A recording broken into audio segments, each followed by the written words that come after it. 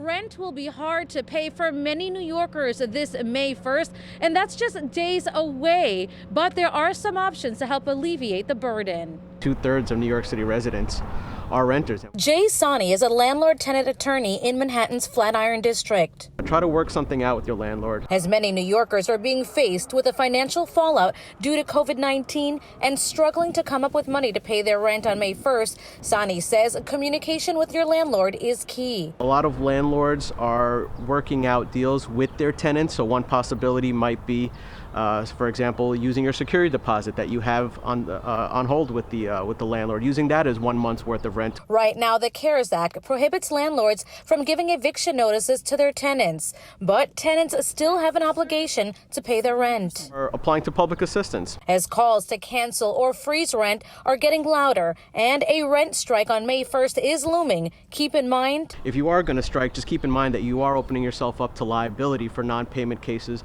once housing court cases begin to start over again. Sani says landlords can face legal trouble for unlawful evictions, illegal lockouts, and turning off utilities, adding they too are in a tough spot. It's a little difficult for landlords right now, especially because the obligation to continue paying your mortgage is still in effect, and so is your obligation to pay your real estate taxes. They have options too. Get in touch with your mortgage servicer and find out if you can apply for a deferment or a forbearance of your mortgage interest payments.